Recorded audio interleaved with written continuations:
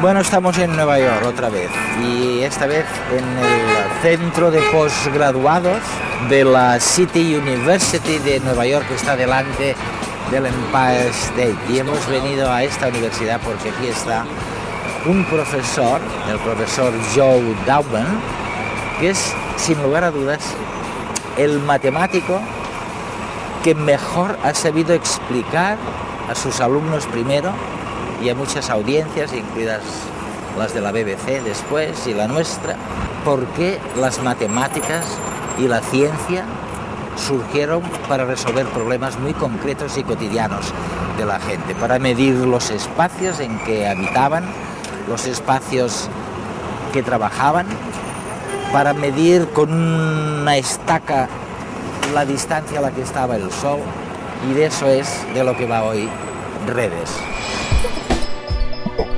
¿Cuándo y por qué el ser humano se puso a contar? ¿Tenemos un instinto numérico?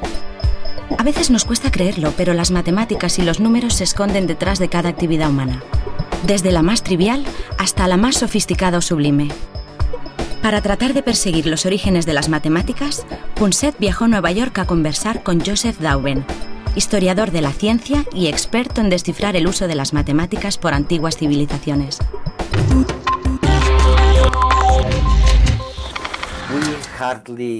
Ahora apenas sabemos, por primera vez, cuando empezamos a hablar, los orígenes del lenguaje. Tuvieron que pasar cantidad de cosas a nivel biológico antes de que empezáramos a hablar. La caída de la laringe, bueno, cantidad de cosas. Ahora parece que sabemos o pensamos que quizás ocurrió hace unos 100.000 años. Unos 100.000 años antes de Cristo, digamos. Pero no sabemos nada, al menos en cuanto al ciudadano medio se refiere, sobre los números y las matemáticas. ¿Cuándo empezaron a contar? 1, 2, 3... ¿Y por qué era tan necesario como el propio lenguaje? Esta es mi primera pregunta, Joe. Sí, los números nos rodean. Y damos por sentado que cuando miramos a un grupo de gente, podemos contar. 1, 2, 3, 15, calculamos cientos o miles quizás.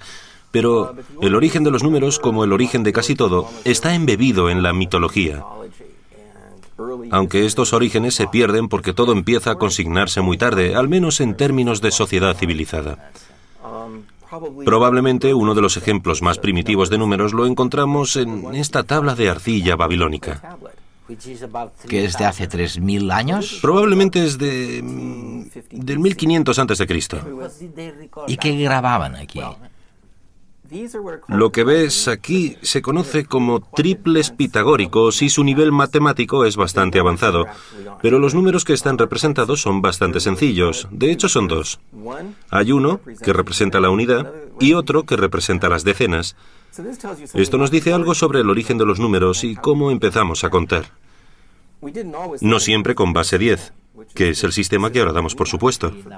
Y siempre pensamos que existe. Sí, pero probablemente los primeros números fueran sencillamente barras. Barras para llevar un registro, por ejemplo, del número de animales muertos durante la cacería o la recurrencia de las 4 lunas para elaborar una especie de calendario básico. Los indios en Sudamérica, los incas, solían atar nudos, lo que llamaban quipus, para llevar las cuentas y los registros. De modo que hay diversos modos de desarrollar un concepto rudimentario de aritmética. Pensemos en nuestro número 1, es una barra. Y en China, el número 1 es simplemente una línea horizontal. El número 2 son 2 líneas horizontales. El número 3 son 3 líneas horizontales. Pero es un poco difícil ir añadiendo líneas, de modo que otros símbolos entran en juego para representar los otros dígitos. Y el kit de la cuestión, cuando ya existen los números, es hallar la manera de manejarlos, es decir, sumar, restar, multiplicar y dividir. Y cuando nos fijamos en los antiguos egipcios, los babilonios, los romanos, los griegos, los chinos, todos han desarrollado este tipo de sistemas. Porque siempre estaban midiendo cosas, ¿no? Así es. Las matemáticas se revelaron como una necesidad práctica de la sociedad corriente. ¿Qué caray estaban haciendo aquí en este grabado, por ejemplo? Vamos a ver, Eduardo. Mira, se trata de otro dibujo que ya sabía yo que te parecería interesante. Si vas al Museo de Arte Metropolitano de Nueva York, verás estas reproducciones que proceden de una de las primeras expediciones que el Metropolitano envió a Egipto. Las reproducciones se encontraron en tumbas en el Valle de los Reyes, cerca de Luxor. Muestran a los supervisores de las tierras, los conocidos como agrimensores, y se puede ver que llevan cuerdas. Estas cuerdas se utilizaban para medir las parcelas. Tienes razón. De hecho, se pueden ver las cuerdas, ¿no? Sí, eso es. Y llevan la cuerda así. Si acudimos a la Biblia, veremos que se habla de los tensores de cuerdas. Los indios tenían estos tensores de cuerdas. Los chinos utilizaban las cuerdas para medir la tierra. Si pensamos que uno de los teoremas más antiguos de la geometría, que todos los niños aprenden, como el teorema de Pitágoras... El teorema de Pitágoras, sí, recuerdo. Eso es, vamos a ver. Tenemos un triángulo básico, un triángulo rectángulo. Si un lado mide 3 y el otro 4, entonces la hipotenusa será 5. Y en griego, la palabra hipotenusa quiere decir lo que se estira a lo largo de. Y una de las cosas que creo que es realmente interesante en cuanto a la historia de las matemáticas, si nos fijamos en las matemáticas chinas, es que los chinos también tenían este concepto del triángulo rectángulo. Conocían el equivalente del teorema de Pitágoras, pudieron probar que era cierto. ¿Cuál crees que fue el nombre que le dieron a la hipotenusa? Se llama xian, y xian quiere decir un cordón que se estira. Lo mismo. Eso es. De modo que el hecho de tensar la cuerda o supervisar la tierra es algo común a todas estas culturas. Simplemente refleja una necesidad cultural práctica que los lleva directamente a las matemáticas.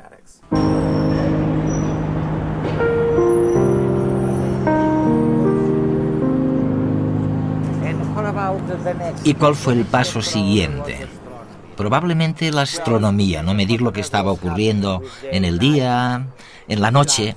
Bueno, mira el Sol. Podríamos decir, ahí está el Sol. ¿A qué distancia se encuentra? En principio podríamos medirla o encontrar maneras de hacerlo, cogiendo un polo como este, y ver la distancia a la que quedan las sombras que proyecta el Sol. ¿Mediríamos la distancia? ¿Lo probamos? Sí. Vamos a ver, Eduardo, vamos a hacer un pequeño experimento. Si quieres ver a qué distancia se encuentra el Sol, coges un palo como este. Mides la distancia aquí. Bueno, es la misma que esta línea. Usamos la trigonometría y podemos calcular a qué distancia se encuentra el Sol. Solo utilizando estos simples cálculos. Y así es como se utilizaban las matemáticas hace miles de años, ¿no? Sí.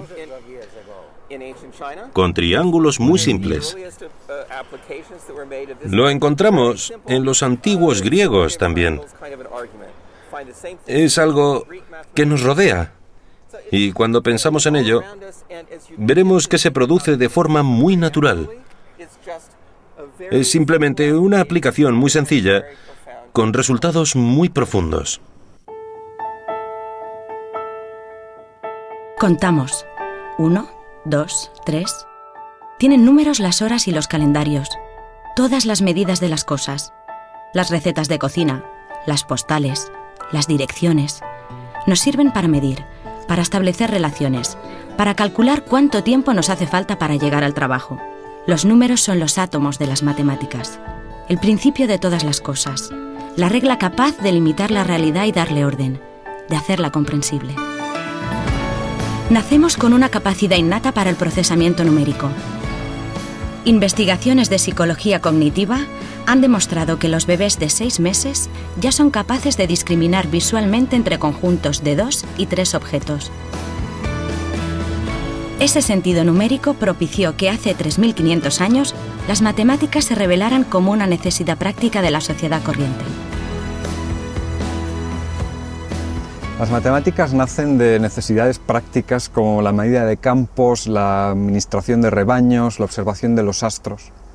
Y el uso de números para todas esas actividades se vuelve sistemático ya en las primeras civilizaciones, en Egipto y Mesopotamia, que cuentan con sistemas de numeración sofisticados que se desarrollan en paralelo con los sistemas de escritura. De hecho, no es casual que la escritura y la notación numérica nazca entonces. En Grecia el número alcanza una categoría casi mágica, divina, con los pitagóricos. En el siglo III a.C., los matemáticos y filósofos griegos se dan cuenta de que no todo es posible reducirlo a números, que problemas muy simples de tipo geométrico, como la medición de la diagonal de un cuadrado, son insolubles, no tienen solución numérica. Los griegos expresan esa imposibilidad con el término irracional.